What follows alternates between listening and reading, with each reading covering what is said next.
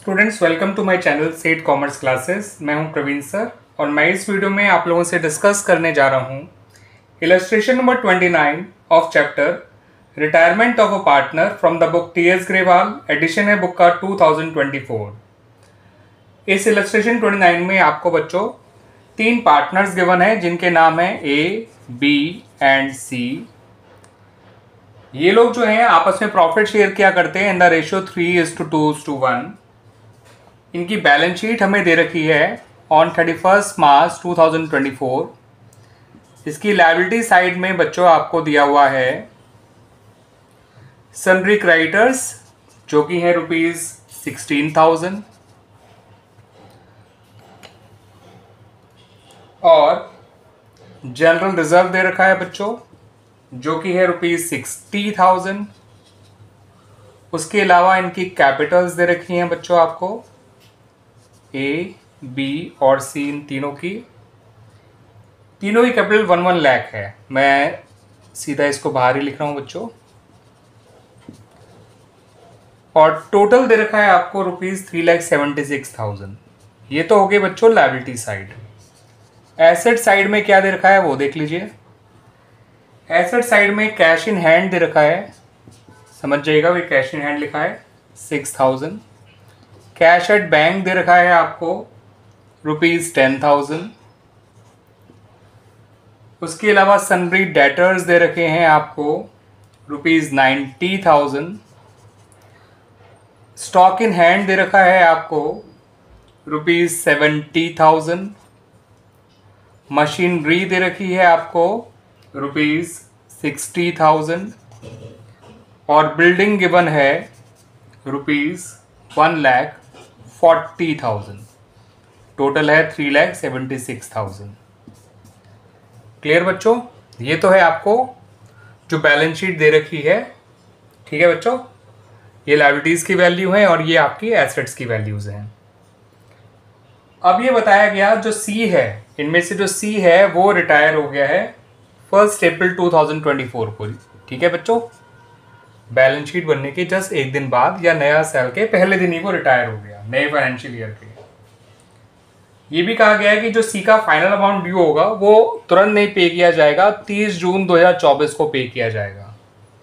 यानी कि अभी जो भी सी का फाइनल अमाउंट ड्यू निकल कर आएगा उसको आपको सी के लोन अकाउंट में ट्रांसफर करना होगा, बिकॉज ये पेमेंट आप उसको इमिडिएटली नहीं कर रहे हो। ये पेमेंट किया जाएगा 30 जून 2024 को। अब ये सब भी एग्री किया गया है कि एसेट्स की वैल्यूज को एडजस्ट किया जाएगा। अब कौन कौन सी एसेट्स की वैल्यूज को एडजस्ट कर रहे हैं वो भी समझ लीजिए बच्चों। इन्होंने हमसे कहा है कि जो प्रोविजन फॉर डाउटफुल डेट्स है अभी तक तो कुछ भी नहीं है, इन्होंने कहा है उस पर क्रिएट किया जाएगा डेटर्स पे आगे के लिए 5%। ठीक है बच्चों, तो provision for doubtful debts create किया जाएगा @ 5% ऑन डेटर्स। फिर उन्होंने ये कहा कि जो स्टॉक है उसको 5% कम करिए। स्टॉक इन हैंड जो था उसको 5% कम करना है। मशीनरी जो है उसको 10% कम करना है। ठीक है बच्चों, स्टॉक को 5%, मशीनरी को 10% कम करना है। बिल्डिंग की नई वैल्यू आपको दे रखी है ₹1,51,000। तो इसका मतलब बिल्डिंग को आपको ₹11,000 बढ़ाना है। ठीक है बच्चों, फिर आपको ये दे रखा है कि पूरे फर्म की जो गुडविल है वो पूरे फर्म की जो गुडविल वैल्यू करी गई है ऑन सीज रिटायरमेंट वो है ₹1,50,000। और फिर आपको ए और बी का नया प्रॉफिट शेयरिंग रेशियो दे रखा है जो कि है 1:1। ये न्यू रेशियो है ऑफ ए एंड बी। सी तो रिटायर हो गया। फिर एक पॉइंट और दे रखा है जो काफी अच्छा पॉइंट है बच्चों। इन्होंने कहा कि 1 जनवरी 2024 को एक फर्नीचर खरीदा गया था ₹4,000, वो गलती से एक्सपेंस में इंक्लूड हो गया था। ठीक है बच्चों, अब इस फर्नीचर को आपको बुक्स में रिकॉर्ड करना है, लेकिन इस बात का ध्यान रखते हुए कि 10% पर एनम का इस पे डेप्रिसिएशन भी लगना था। तो बच्चों फर्नीचर खरीदा गया था ऑन 1 जनवरी 2024 को, और हम जो अपना बातें कर रहे हैं वो कर रहे हैं 1 अप्रैल 2024 को, जिस दिन सी रिटायर हुआ था। तो फर्नीचर तब जरूर 4000 का था, लेकिन अब तो 3 महीने यूज हो चुका है और 4000 का 10% पर एनम के हिसाब से अगर डेप्रिसिएशन लगाया जाए तो वो होता है 400 पूरे साल का, और सिर्फ 3 महीने का डेप्रिसिएशन लगाया जाए तो वो होता है 100। तो फर्नीचर की जो आज की वैल्यू है वो है केवल ₹3900। तो फर्नीचर जो कि एक अनरिकॉर्डेड एसेट है उसको आपको बढ़ाना है, बट याद रखिएगा पूरा 4000 नहीं बढ़ाना है, हमें बढ़ाना है उसको केवल ₹3900। क्लियर बच्चों? तो कुल मिला के इतनी इंफॉर्मेशन थी आपको जो क्वेश्चन में दे रखी थी। आपसे कहा गया है पार्टनर्स कैपिटल अकाउंट्स बनाइए, सी का लोन अकाउंट बनाइए, बैलेंस शीट का न्यू फर्म बनाइए और सबसे पहले रिवोल्यूशन अकाउंट बनाइए। तो ये 4 चीज़ें आप लोगों से मांगी गई हैं। तो आइए बच्चों देखते हैं इसका सॉल्यूशन। स्टार्ट करते हैं रिवोल्यूशन अकाउंट से। तो बच्चों रिवोल्यूशन अकाउंट में सबसे पहले डेबिट साइड में जो प्रोविजन फॉर डाउटफुल डेट्स आपको क्रिएट करना है ऑन डेटर्स उसको लिख लीजिए। डेटर है 90,000, उसका 5% हो गया 4500। ठीक है बच्चों? तो स्टॉक को 5% कम करना है वो लिख लीजिए। स्टॉक है आपका 70,000, 5% हो जाएगा 3500। मशीनरी को जो 10% कम करना है वो लिख लीजिए। मशीनरी है आपकी 60,000, 10% हो जाएगा 6,000। ठीक है बच्चों? और फिर जो बिल्डिंग को आपको बढ़ाना है तो बच्चों बिल्डिंग आपको बढ़ानी है बाय ₹11,000, क्योंकि उसकी नई वैल्यू 151 है, पुरानी वैल्यू जो है वो 1,40,000 थी। और लास्ट में फर्नीचर को रिकॉर्ड करना मत भूलिएगा बच्चों, बाय फर्नीचर 3900। 4000 वो जनवरी को था, आज उसकी वैल्यू जो है वो 3900 है। ठीक है बच्चों? तो आपका जो ओवरऑल प्रॉफिट आएगा, देखिए ये साइड आ रही है 14,900 और ये आ रही है 14,000, तो आपका जो एग्जैक्टली प्रॉफिट आएगा वो ₹900 का आएगा। ठीक है बच्चों? तो 14,900 में से 14,000 को माइनस कर दीजिए, आपका रिवोल्यूशन गेन आ गया ₹900, जो कि पार्टनर्स के ओल्ड रेशियो में बांटा जाएगा, इस बात को ध्यान रखिएगा, जो कि है 3:2:1। तो ए, बी और सी 450, 300 और 156 आपका ये वैल्यूज इनमें ट्रांसफर कर दी जाएगी। ठीक है बच्चों? क्लियर बच्चों ये चीज रिवोल्यूशन अकाउंट। आइए अब देख लेते हैं अपना पार्टनर्स कैपिटल अकाउंट।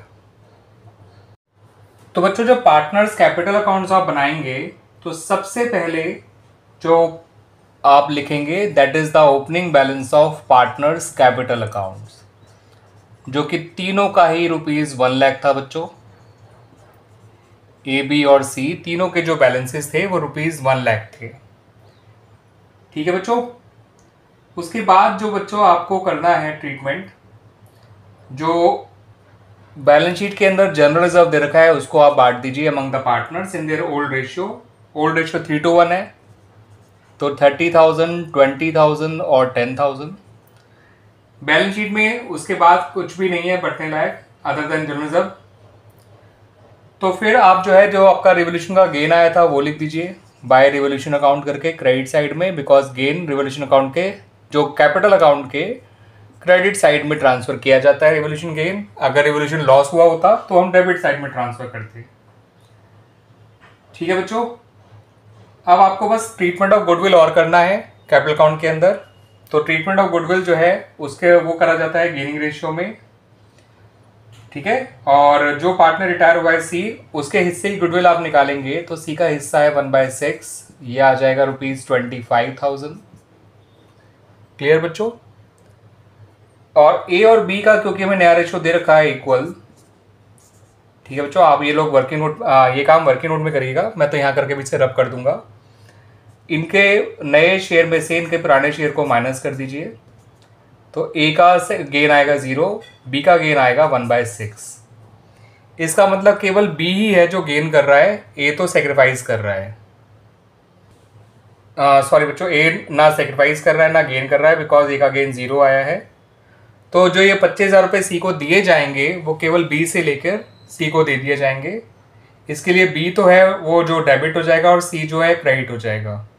ये जो ₹25,000 है वो सी के क्रेडिट साइड में आएंगे, सी के कैपिटल अकाउंट के, और बी के कैपिटल अकाउंट के डेबिट साइड में आएंगे।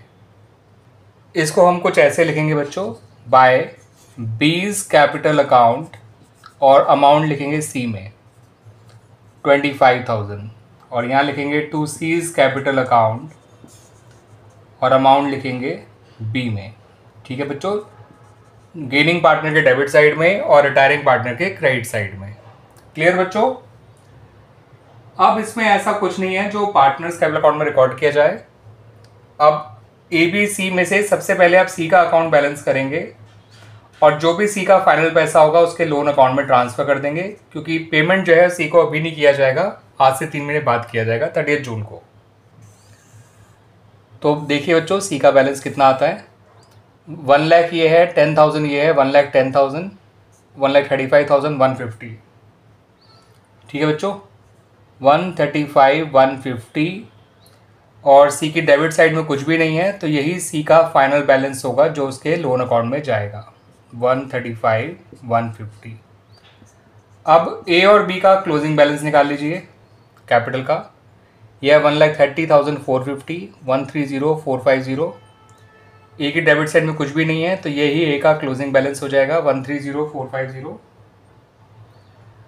बी का आएगा, ये 1 लाख है, ये 20 है, तो 1,20,300, 1,20,300 में से 20,000 को माइनस करेंगे तो बैलेंस बचेगा 95,300। ठीक है बच्चों, ए का टोटल था 130,450। तो इस तरह से हमारा ये जो है पार्टनर्स कैपिटल अकाउंट पूरी तरह से कंप्लीट हो गया। ठीक है बच्चों, क्लियर हो गया पार्टनर्स कैपिटल अकाउंट। आइए अब बना लेते हैं सी का लोन अकाउंट एंड देन हम बनाएंगे balance sheet of the new firm. तो बच्चों सी के लोन अकाउंट में आपको पहले बाय सीज कैपिटल अकाउंट लिखना है, जितना सी का फाइनल बैलेंस आया था 135,150, एंड क्योंकि उसको आप अभी पेमेंट नहीं करेंगे तो बस आपको इसको यहीं पे क्लोज कर देना है इसी अमाउंट से, 135,150। इतनी ही चीज़ आएंगी बच्चों सी के लोन अकाउंट में। बाय सीज कैपिटल अकाउंट, जब आपने कैपिटल अकाउंट से पैसा उसके लोन अकाउंट में ट्रांसफ़र किया था, और क्योंकि लोन का पेमेंट अभी नहीं किया जाना है तो इसको टू बैलेंस कैरी डाउन करके आप यहीं छोड़ देंगे, इसमें इतना ही काम किया जाएगा। आइए अब बना लेते हैं balance sheet of the new firm. आइए बच्चों बैलेंस शीट को देख लेते हैं। तो बैलेंस शीट की लायबिलिटी साइड में सन्ड्री क्रेडिटर्स लिखे जाएंगे 16,000, बिकॉज उसमें कोई चेंज नहीं हुआ। जनरल रिजर्व आएगा नहीं क्योंकि वो डिस्ट्रीब्यूट हो गया अमंग द पार्टनर्स। ठीक है बच्चों, कैपिटल अकाउंट्स केवल ए और बी के आएंगे, सी तो रिटायर हो चुका है। तो ए का जो क्लोजिंग कैपिटल बैलेंस था बच्चों वो था 130,450, और बी का था 95,300। 130 और 95 होता है बच्चों 225,750 आ जाएगा बच्चों ये। और सी का पैसा भी हमने पे नहीं किया है क्योंकि पेमेंट जून में किया जाएगा और बैलेंस शीट हम मार्च में बना रहे हैं। तो सी का लोन जो है, जो उसका फाइनल बैलेंस था 135,150, वो लायबिलिटी साइड में लोन के तौर पे लिखा जाएगा। और कोई नई लायबिलिटी आई नहीं है बच्चों इनटू द फर्म, तो दैट्स वाई लायबिलिटी साइड में इतना ही चीज़ आनी चाहिए। ठीक है बच्चों, एसेट में कैश इन हैंड में कोई चेंज नहीं आया क्योंकि हमने कोई ना पैसा फर्दर आया ना ही किसी को पेमेंट किया। सेम कैश एट बैंक में 10,000 ही आएगा। डेटर्स में आपने प्रोविजन बनाया है ₹4500 का, तो डेटर्स लिखेंगे हम उतने ही 90,000। प्रोविजन जो है 4500 लिखेंगे और नेट अमाउंट लिखेंगे 85,500। उसके अलावा हमने स्टॉक को कम किया है। स्टॉक था 70,000, 5% कम किया तो बचा 66,500। मशीनरी को भी हमने कम किया है 10%, तो वो आएगा 54,000, पहले था 60,000, 10% 6,000 कम किया। बिल्डिंग की नई वैल्यू लिखेंगे बच्चों जो कि आई थी 1,51,000, 11,000 बढ़ाया था ना बच्चों हमने। और एक नई एसेट आई है फर्नीचर। ठीक है बच्चों, उसको रिकॉर्ड करना मत भूलिएगा। तो अनरिकॉर्डेड फर्नीचर जिस प्राइस पे हमने रेवोल्यूशन अकाउंट में लिखा था वही प्राइस पे लिखा जाएगा यहाँ पे 3,900। अब टोटल कर लेते हैं अपनी बैलेंस शीट का। दोनों साइड का टोटल पक्का सेम ही आएगा बच्चों। 225 और 135 होता है 360, 360 900, 376 900, 376 900। ठीक है बच्चों। 80 और 60 होता है 140, 151, 152, 152 और 16 होता है बच्चों 178, 182, 232, 332, 382, 383, थोड़ी गलती होगी लग रहा है, 16 ये है, और ये है आपका 152, तो ये हो जाएगा 168। ठीक है, 168 और 4 172, 222, 322, 372, 373, 376 और ये 900। अब सही है बच्चों। ठीक है बच्चों, तो टोटल आ गया दोनों साइड का 3,76,900। क्लियर बच्चों। फर्नीचर वाला पॉइंट काफ़ी अच्छा था, इसको ध्यान रखिएगा। और इस बात का भी ध्यान रखिएगा कि सी का जो फाइनल बैलेंस है वो लोन में ट्रांसफर हो गया था और लोन अभी तक पे नहीं हुआ है, तो दैट्स वाई लोन को लायबिलिटी साइड में शो किया जाएगा। कैश और बैंक में कोई चेंज इसलिए नहीं हुआ क्योंकि ना ही कोई पेमेंट हमने लिया है फर्दर, ना ही कोई पेमेंट किया है किसी को। ठीक है बच्चों।